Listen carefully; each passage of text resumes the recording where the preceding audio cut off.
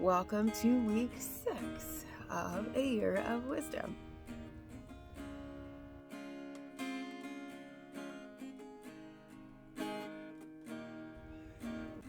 Day 42. Job 11. Then Zophar the Naamathite replied, "Should this stream of words go unanswered, and such a talker be acquitted? Should your babbling put others to silence, so that you can keep on ridiculing with no one to humiliate you? You've said, 'My teaching is sound, and I am pure in your sight.' But if only God would speak and declare his case against you, he would show you the secrets of wisdom, for true wisdom has 2 sides. Know then that God has chosen to overlook some of your sin. Can you fathom the depths of God, or discover the limits of the Almighty?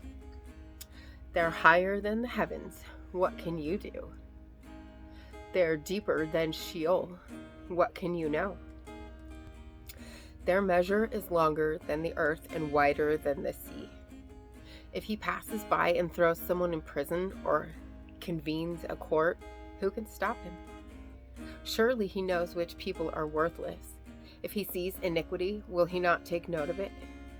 But a stupid man will gain understanding as soon as a wild donkey is born a man. As for you, if you redirect your heart and lift up your hands to him in prayer, if there is iniquity in your hand, remove it, and don't allow injustice to dwell in your tents. Then you will hold your head high, free from fault. You will be firmly established and unafraid, for you will forget your suffering, recalling it only as waters that have flowed by. Your life will be brighter than noonday. Its darkness will be like the morning. You will be confident because there is hope. You will look carefully about and lie down in safety. You will lie down without fear, and many will seek your favor. But the sight of the wicked will fail. Their way of escape will be cut off, and their only hope is their last breath. Proverbs 11. Dishonest scales are detestable to the Lord, but an accurate weight is his delight. When pride comes, disgrace follows, but with humility comes wisdom. The integrity of the upright guides them, but the perversity of the treacherous destroys them. Wealth is not profitable on a day of wrath, but righteousness rescues from death. The righteousness of the blameless clears his path, but the wicked person will fail because of his wickedness. The righteousness of the upright rescues them, but the treacherous are trapped by their own desires. When the wicked man dies, his expectation comes to nothing, and hope placed in wealth vanishes. The righteous one is rescued from trouble. In his place, the wicked one goes in. With his mouth, the ungodly destroys his neighbor, but through knowledge, the righteous are rescued. When the righteous thrive, a city rejoices, and when the wicked die, there's joyful shouting. A city is built up by the blessing of the upright, but it is torn down by the mouth of the wicked. Whoever shows contempt for his neighbor lacks sense, but a man with understanding keeps silent. A gossip goes around revealing a secret, but a trustworthy person keeps it confidence. Without guidance, people fall, but with many counselors, there is deliverance. If someone puts up security for a stranger, he will suffer for it, but the one who hates such agreements is protected. A gracious woman gains honor, but violent men gain only riches. A kind man benefits himself, but a cruel man brings disaster on himself. The wicked man earns an empty wage, but the one who sows righteousness, a true reward. Genuine righteousness leads to life, but pursuing evil leads to death. Those with twisted minds are detestable to the Lord, but those with blameless conduct are his delight. Be assured that the wicked will go unpunished, but the offspring of the righteous will escape.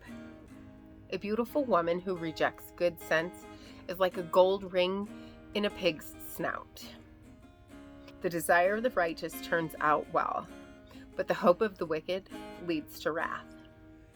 One person gives freely, yet gains more. Another withholds what is right, only to become poor. A generous person will be enriched, and the one who gives a drink of water will receive water. People will curse anyone who hoards grain, but a blessing will come to the one who sells it.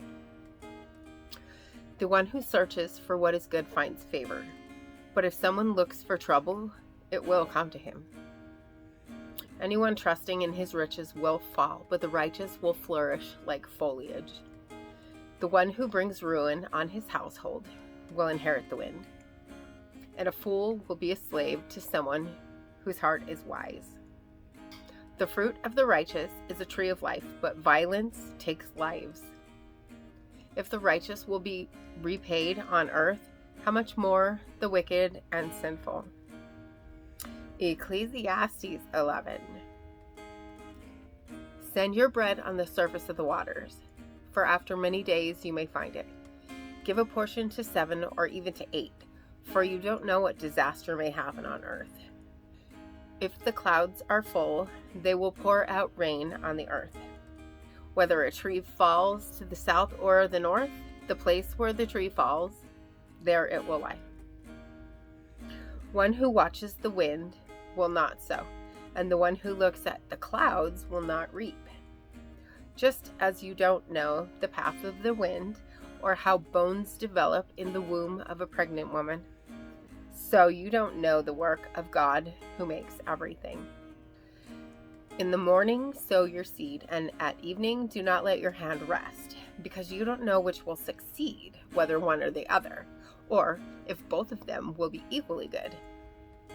Light is sweet, and it is pleasing for the eyes to see the sun. Indeed, if a man lives many years, let him rejoice in them all. And let him remember the days of darkness, since they will be many. All that comes is futile. Rejoice, young man, while you are young, and let your heart be glad in the days of your youth, and walk in the ways of your heart and in the sight of your eyes. But know that for all of these things, God will bring you to judgment. Remove sorrow from your heart and put away pain from your flesh, because youth and the prime of life are fleeting. And once again, it was a pleasure being with you today, and hit the subscribe button right there and click the bell, and we will see you tomorrow night for another reading. Blessings. My heart is worry-worn. I know without a doubt you'll carry me out of the storm. I'm standing at the crossroads. I'm lost without a clue. I need a big pink neon sign to show me what to do. I thank you, Lord. It glorifies you when you're the only answer. I praise you, Lord, for holding what's too much for me.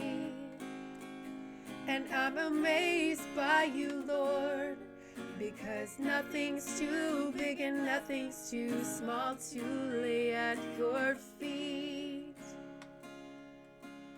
I want to thank you, Lord, for believing